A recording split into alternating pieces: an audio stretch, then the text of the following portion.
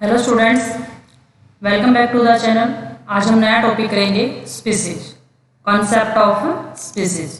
इसमें हम करेंगे कि स्पीसीज क्या होती है, क्या डेफिनेशन होती है और क्या इसके अलग अलग कॉन्सेप्ट हैं और इतने सारे कॉन्सेप्ट्स में क्या क्या इसकी लिमिटेशंस थी। तो first one is species. Species are often defined as a group of individuals with similar characteristics where they can interbreed to produce fertile offspring. कि स्पीसीज क्या होती है कि ग्रुप ऑफ इंडिविजुअल्स जिनके कैरेक्टर्स सिमिलर होते हैं और वो उन ऑर्गेनिजम्स के साथ इंटरब्रीड कर सकती हैं और आफ्टर इंटरब्रीडिंग फर्टाइल ऑफस्प्रिंग वो प्रोड्यूस करते हैं। उसको हम क्या बोलते हैं, उस ग्रुप ऑफ ऑर्गेनिजम्स या इंडिविजुअल्स को हम बोलते हैं स्पीसीज। स्पीसीज के अंदर इंटरब्रीडिंग और इंटरब्रीडिंग के बाद फर्टाइल ऑफस्प्रिंग होना मेन होता है। अब हम कॉन्सेप्ट ऑफ स्पीसीज की बात करते हैं। अलग अलग कॉन्सेप्ट दिए थे अलग अलग साइंटिस्ट ने। तो first one is the typological species concept. Typological species concept के अंदर हम बात करते हैं, there is a finite number of varieties of living organism that exist on the earth. इन्होंने कहा कि एक ग्रुप जो वेराइटीज हैं ऑर्गेनिजम्स की वो अर्थ के ऊपर एग्जिस्ट करती हैं। These do not exhibit any relationship with each other, लेकिन उनका आपस में एक दूसरे के साथ कोई रिलेशनशिप नहीं होता है। Such varieties are termed as the species, और अलग अलग उन वेराइटीज को हम क्या बोल देते हैं, स्पीसीज बोल देते हैं। This inequality is regarded as the unimportant and irrelevant phenomena, लेकिन हमें ऐसी कोई बात नहीं होती है। Species are different group of organisms, लेकिन इसको साइंटिफिक कोई रेलिवेंट नहीं था तो इररिलेवेंट फिनोमिना मान के इसको क्या है बाद में डिस्कार्ड कर दिया था। दिया किसने था ये, अरिस्टोटल एंड द प्लूटो। दोनों फिलोसफर थे, उन्होंने अपनी फिलोसफी के अंदर ये कॉन्सेप्ट दिया था। उन्होंने क्या कहा था, typological species concept as a morphospecies concept. इन्होंने क्या कहा कि जो दिखाई देते हैं मॉर्फोलॉजिकली, जो उनकी अपीयरेंस होती है उन ऑर्गेनिजम्स की, उन सबको इकट्ठा करो और उसको एक स्पीसीज का नाम दे दो।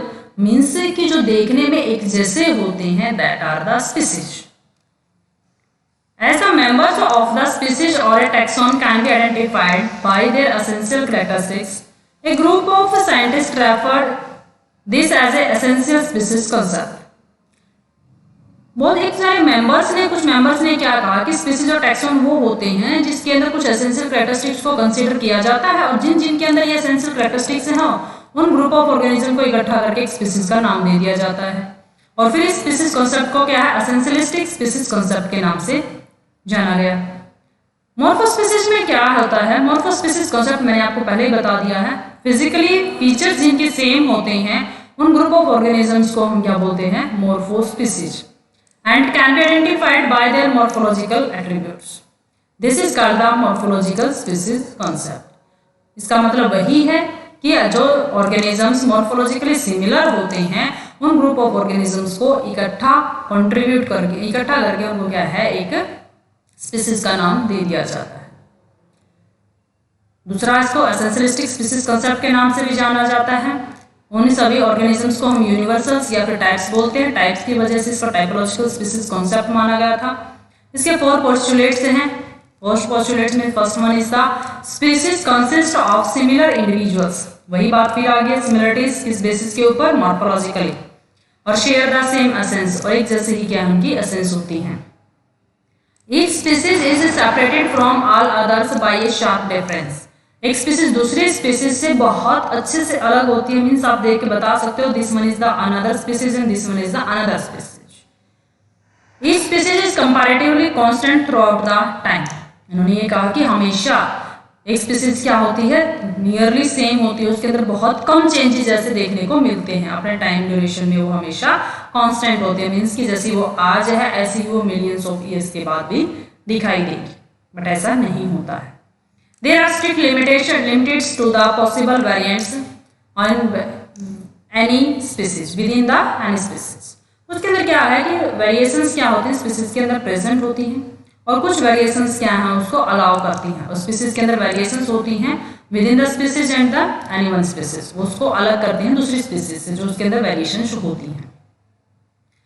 अगर हम टाइपोलॉजिकल स्पीसीज की बात कर रहे हैं तो दैट मीन्स का जो अलग अलग टाइप्स के डॉग होते हैं, मॉर्फोलॉजिकली बहुत जिनकी हाइट कम होती है इस तरीके के डॉग्स होते हैं, और उनकी जिनकी हाइट बहुत ज़्यादा होती है इस तरीके के भी होते हैं। दैट मीन्स वो ऐसा थोड़ा नहीं है कि वो डॉग नहीं है, अलग अलग स्पीसीज थोड़ी नहीं हो जाती है। तो हम उसमें क्या है, स्पीसीज की अलग अलग वैरायटी हो सकती है फिर, लेकिन डॉग्स तो क्या है उसी के अंदर कंसिडर होते हैं। अगर हम उसके साथ साथ बात करते हैं, जैसे फ्रॉग की बात करते हैं, अगर हम मॉर्फोलॉजी कैरेक्टरिस्टिक्स की बात करें तो टैडपोल को तो हम एक अलग स्पीसीज में कंसीडर करेंगे, फ्रॉगलेट्स को एक अलग स्पीसीज में कंसीडर करेंगे, क्योंकि इसकी अपीयरेंस इसके जैसी तो बिल्कुल भी नहीं है और इसकी अपीयरेंस इसके जैसी भी नहीं है। सभी क्या अलग अलग दिखाई दे रहे हैं, तीनों के तीनों, जिनको हम नेकेड आई से देख पा रहे हैं। तो दैट मीन्स क्या, ये अलग स्पीसीज है, ये अलग स्पीसीज है और ये अलग स्पीसीज है, क्योंकि मॉर्फोलॉजिकली तीनों क्या अलग है। लेकिन ऐसा नहीं है, ये स्टेज ऑफ डेवलपमेंट के अकॉर्डिंग क्या है, डिफरेंट है। तो ये तीनों क्या है, एक ही स्पीसीज की डेवलपमेंटल स्टेज में उस ऑर्गेनिज्म की अलग अलग स्टेजेस के ऊपर मॉर्फोलॉजिकल अपीयरेंस क्या उसकी अलग है। अगर हम इसी की बात करते हैं टाइपोलॉजिकल की, तो जैसे हमने क्वीन बी को पढ़ा, इसको हनी बी को पढ़ा था। हनी बी के अंदर 3 लाइफ स्टेज होती है उसकी, क्वीन, ड्रोन और वर्कर्स, और तीनों की मॉर्फोलॉजिकल अपीयरेंस अगर आप देखोगे ना तो तीनों की अलग अलग होती है।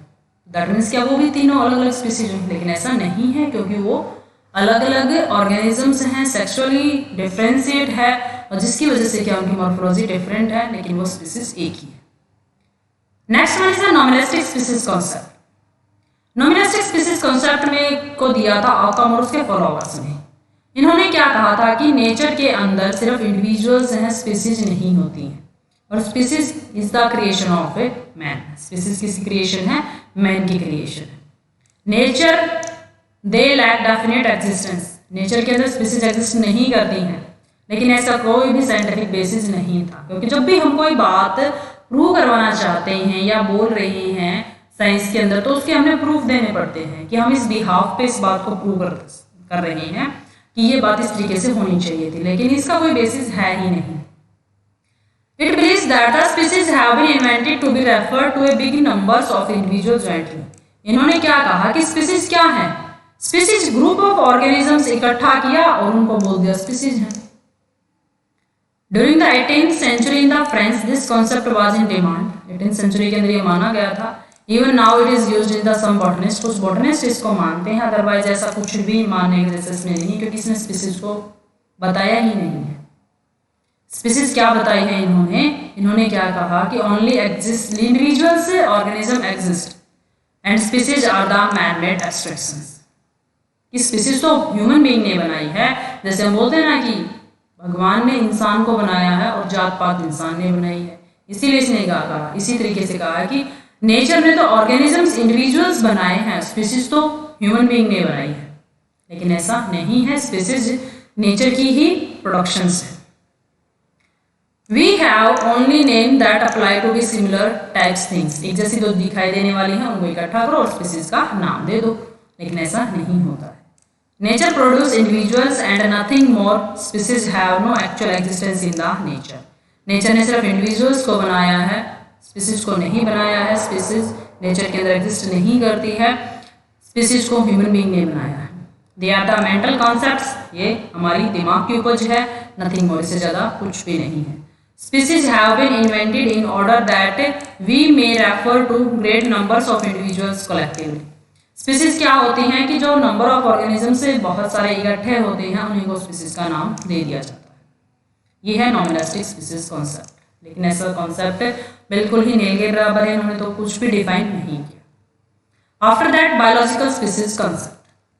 Biological species concept in the middle of 18th century A fresh concept called the biological species concept appear. 18वीं शताब्दी के अंदर बायोलॉजिकल स्पीसीज कॉन्सेप्ट आया। इस ड्यूरेशन में क्या चल रहा था कि जो डार्विन था, डार्विन ने अपनी ओरिजिन ऑफ स्पीसीज की जो बुक थी वो पब्लिश हो चुकी थी उस ड्यूरेशन के अंदर, और इस वजह से इसको बोला गया था न्यूअर स्पीसीज कॉन्सेप्ट, कि नया स्पीसीज का कॉन्सेप्ट, कि स्पीसीज ही नई आई है उस ड्यूरेशन में, क्योंकि स्पीसीज का और जो कॉन्सेप्ट है वो पहले से चला हुआ है, लेकिन एक्चुअल में अभी तक वो माना नहीं गया कि जिससे हम सेटिस्फैक्ट्री बोले वो सेटिस्फैक्ट्री नहीं था। तो तभी बायोलॉजिकल स्पीसीज कॉन्सेप्ट आया और जिसको न्यूअर स्पीसीज कॉन्सेप्ट के नाम से भी माना गया। K Jordan was the first to formulate this concept in the 1905। सबसे पहले के जॉर्डन ने इसको दिया था। आफ्टर 1940 मेयर ने इसको बोला, सपोर्ट किया था बाद में, मेयर सपोर्ट दिस कॉन्सेप्ट, और मेयर ने इसको डिफाइन भी किया था। तो ये बायोलॉजिकल स्पीसीज कॉन्सेप्ट मेयर के नाम से जाना जाता है, जॉर्डन के नाम से नहीं जाना जाता है। इन्होंने क्या कहा, एक स्पीसीज है group of interbreeding natural populations that is reproductively isolated from other such groups. इन्होंने क्या कहा कि स्पीसीज क्या होते हैं, एक ग्रुप होता है उन ऑर्गेनिजम्स का जो आपस में इंटरब्रीड कर सकते हैं, लेकिन रिप्रोडक्टिवली आइसोलेटेड होते हैं किसी और ग्रुप से। दूसरे ग्रुप्स के साथ वो इंटरब्रीड नहीं कर सकते हैं, अगर इंटरब्रीड करते भी हैं तो उनके जो ऑर्गेनिजम्स होते हैं वो इनफर्टाइल होते हैं। लेकिन स्पीसीज किसको डिफाइन करते हैं हम, कि वो ग्रुप्स ऑफ ऑर्गेनिजम्स, इंडिविजुअल्स जो आपस में इंटरब्रीड करते हैं और दूसरे ऑर्गेनिजम्स के साथ या दूसरे ग्रुप ऑफ ऑर्गेनिजम्स के साथ वो रिप्रोडक्टिवली आइसोलेटेड होते हैं। Meyer described that the members of a species exhibit these attributes. कि स्पीसीज के जो मेंबर्स होते हैं वो इस चीज को फॉलो करते हैं कि वो इंटरब्रीड करेंगे अपने ग्रुप ऑफ ऑर्गेनिजम्स के साथ और रिप्रोडक्टिवली आइसोलेटेड होंगे दूसरे स्पीसीज के साथ। तो इसके साथ साथ इन्होंने ये कुछ कम्युनिटीज बताई है, रिप्रोडक्टिवली कम्युनिटीज कि जो ऑर्गेनिजम्स इसको जो स्पीसीज होती है वो इस चीज को मानते हैं। First one is the reproductively community. For the purpose of reproduction, the individual of a species recognize one another as potential mates. कि रिप्रोडक्शंस के लिए जो ऑर्गेनिजम्स होते हैं स्पीसीज के अंदर, जो इंडिविजुअल्स होते हैं वो एक दूसरे के साथ क्या है, रिप्रोड्यूस करते हैं, और पोटेंशियल मेट्स की जिसके अंदर का पोटेंशियल ज्यादा होता है, नेचर उसी को फेवर करता है।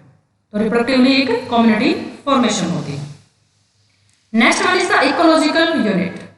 The species members differ from one another due to many attributes, but all the members cooperative form a units.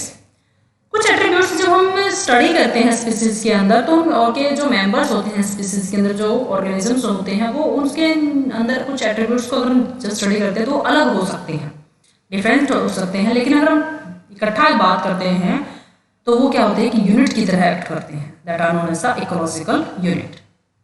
They interact with other species as a unit in any environment. Species एक species एक अलग unit की तरह काम कर रही है, दूसरी स्पीसीज दूसरी यूनिट की तरह काम कर रही है, एनवायरनमेंट के साथ दोनों अलग अलग तरीके से कॉपरेट कर रहे हैं, इंटरेक्ट कर रहे हैं, चाहे वो कोऑपरेटिव चाहे वो competition. Next one is the genetical unit. Species comprise a large intercommunicating gene pool, although the individual is simply a non permanent vessels comprising a small part of the content of a gene pool for a short duration. Species के अंदर क्या होता है, inter communicating gene pool, कि जब वो आपस में पॉपुलेशंस इंटरेक्ट करती हैं, स्पीसीज में इंटरेक्ट करती हैं एक स्पीसीज के ऑर्गेनिजम्स। एक्चुअली में जीन पूल क्या होता है, जीन पूल क्या होता है, अगर हम बात कर रहे हैं एक स्पीसीज की, तो उस स्पीसीज में जितने भी ऑर्गेनिजम्स हैं, अगर मान लिया हमने माना इसके अंदर की 100 ऑर्गेनिजम्स हैं, तो 100 ऑर्गेनिजम्स के अंदर जितना क्वांटिटी ऑफ डीएनए प्रेजेंट है, that are totally sum of their genetic material is known as the genetic gene pool. और ये इंटर कम्युनिकेटिंग जीन पूल होता है कि जब ये स्पीसीज दूसरी स्पीसीज के साथ अगर कॉपरेट कर रिप्रोड्यूस कर रही है तो वो शेयर करते हैं। तो लेकिन एक स्पीसीज का अपना एक जीन पूल है। Although the individual is simply a non-permanent vessel comprising a small short of content of gene pool for a short duration. Individuals 100 हैं इसके अंदर, एक ऑर्गेनिजम्स कब तक जिएगा, जब तक उसका ज़्यादा लंबा टाइम तो नहीं लेता है ना। अगर हम खुद की बात करते हैं, ह्यूमन बीइंग की बात करते हैं, तो मैक्सिमम हमारा क्या है 100 मैक्सिमम, दैट वन इज। तो हम तब तक ही रखेंगे ना अपने पास उस जीन पूल को, जब हमारी डेथ हो जाती है तो हमारा जीन पूल भी क्या होता है, डिस्ट्रॉय हो जाता है। तो जीन जो जेनेटिक मटेरियल होता है, तो वही बात इन्होंने कही है कि individual is simply a non permanent, हमेशा तो नहीं रहेंगे इंडिविजुअल्स, उनकी डेथ तो होगी, और उनके पास जो कंटेंट ऑफ जीन पूल है वो शॉर्ट ड्यूरेशंस के लिए होता है। लेकिन अगर हम टोटली की बात करते हैं, उस टाइम की बात करते हैं कि इस टाइम पर जितने नंबर ऑफ ऑर्गेनिजम्स इस स्पीसीज के अंदर प्रेजेंट हैं और उनके अंदर जितना नंबर ऑफ डीएनए या फिर number of genetic material present है, that are the genetic pool, और उसको कंप्लीटली हम क्या बोलते हैं, genetically unit. That one is different from the another species. तो ये एक यूनिट की तरह काम कर रहे हैं। बायोलॉजिकल स्पीसीज कॉन्सेप्ट की कुछ लिमिटेशंस थी। वैसे तो ये जो बायोलॉजिकल स्पीसीज कॉन्सेप्ट था, सबसे ज़्यादा अच्छे से इसने स्पीसीज को डिस्क्राइब किया था, सबसे ज़्यादा माना जाता है ये कॉन्सेप्ट, लेकिन इसकी कुछ लिमिटेशंस हैं। Biological species concept can not be applied to fossils और एसेक्सुअल ऑर्गेनिजम्स।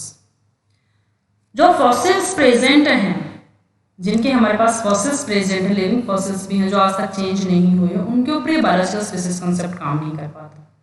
एसेक्सुअल में तो जीन पूल है जो शेयर होता ही नहीं है, जेनेटिकल कॉम्बिनेशन से ही नहीं बनते हैं, तो वहाँ बायोलॉजिकल स्पीसीज कॉन्सेप्ट कैसे काम करता है, वहाँ पर ये लिमिटेड हो जाता है, वहाँ पर अपने आप को प्रूव नहीं कर पाता। Biological species concept emphasize absence of the gene flow.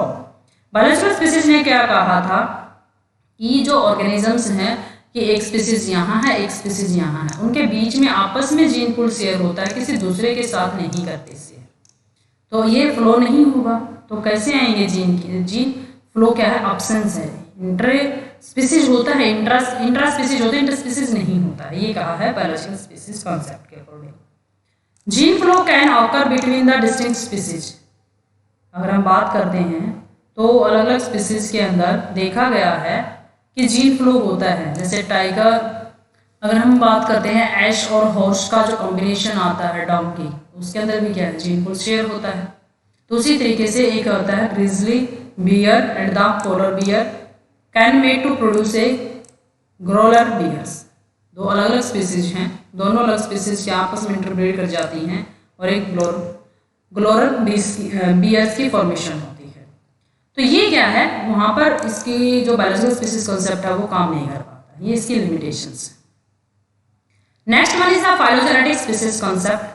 Phylogenetic क्या होता है कि जो हमारे एंसिस्टर्स थे, फाइलोजेनी होती है हमारे एंसिस्टर्स के साथ जो हमारी रिलेशंस थी, कहाँ से हम ऑर्गेनिजम्स बना है, कहाँ से उसके अंदर डाइवर्सिफिकेशन हुआ है। जैसे ह्यूमन बीइंग को बोला जाता है कि आप मंकी या एप से आपका इवोल्यूशन हुआ है, तो वो हमारे क्या है, हमारे जो एंसिस्टर्स हैं, उन एंसिस्टर्स से कैसे चेंजिंग होकर अलग अलग स्पीसीज बनती हैं, that one is the phylogenetic species concept. अगर हम एंसिस्टर्स की बात करते हैं तो हम फाइलोजेनी पढ़ रहे हैं।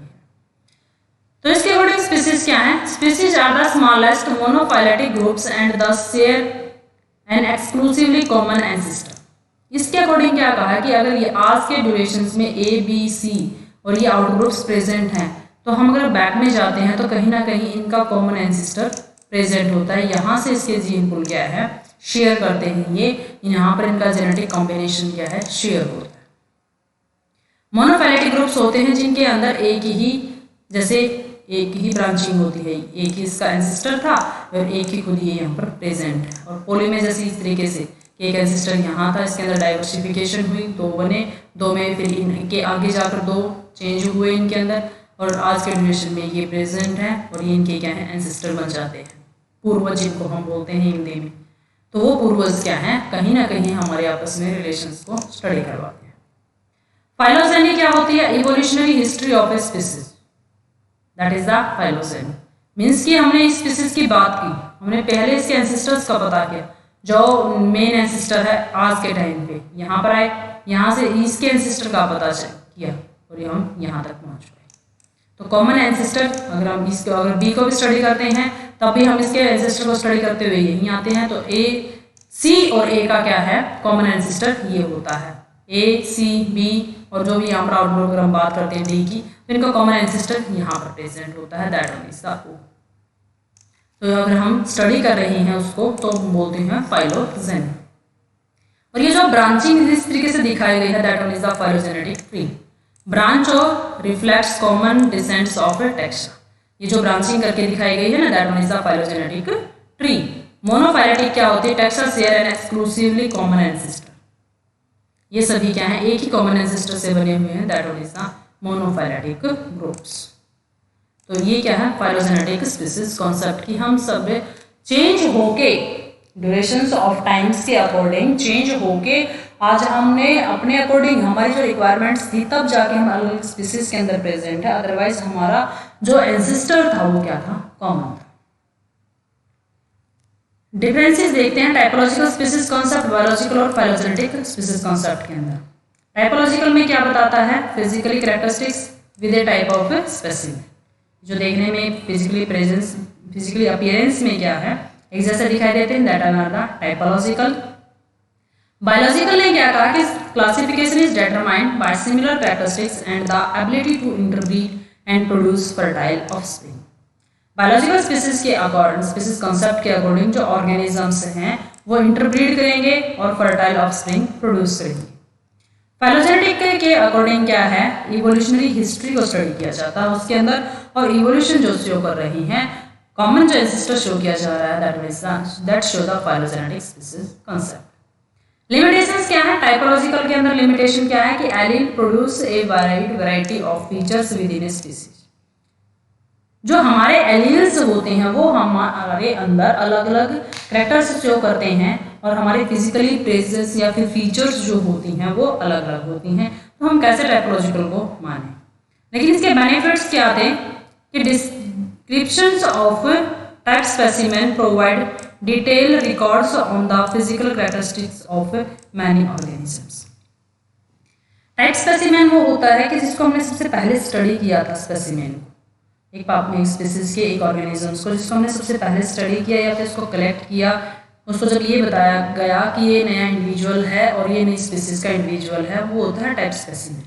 तो वो फिजिकली कैरेक्टरिस्टिक्स के बेसिस के ऊपर उसको हम कर रहे होते हैं सबसे पहले, और उसको देखकर ही हम और ऑर्गेनिजम्स को बता पाते हैं कि ये कहाँ पर प्रेजेंट होगा। जैसे अगर हम आज की बात करते हैं फिजिकल प्रेजेंस, फिजिकली अब फीचर्स को देखकर अगर नया कोई स्पेसिमेन आता है तो हम टाइप स्पेसिमेन के साथ उसको मैच करवा के, अगर उसकी मॉर्फोलॉजी सेम होती है तो उसी को उसी ग्रुप के अंदर रख देते हैं।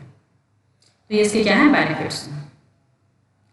बायोलॉजिकल स्पीसीज कंसेप्ट की लिमिटेशंस क्या होती हैं, जो मैंने आपको पहले बताए भी हैं कि वॉल्स की कुछ स्पीसीज होती हैं, डॉग्स की जो स्पीसीज होती हैं वो एक दूसरे से अलग दिखाई देती हैं, बट इंटरब्रीड कर पाते हैं वो लोग। It does not account for extinct species, तो हम उनको एक्सटिंक्ट स्पीसीज नहीं बोल सकते कि वो विलुप्त हो गई हैं, ऐसा स्पीसीज नहीं बोल पाते हैं।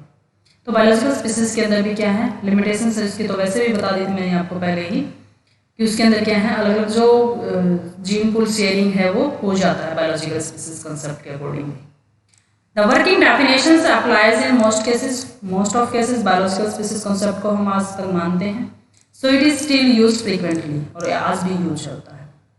फाइलोजेनेटिक स्पीसीज कॉन्सेप्ट्स की लिमिटेशंस क्या हैं, evolutionary history are not known for all species.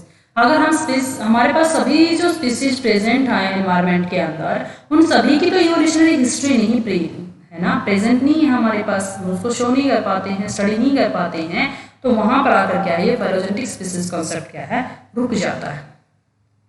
लेकिन फिर भी क्या है इसके बेनिफिट्स क्या, account for the extinct species and the consider molecular data.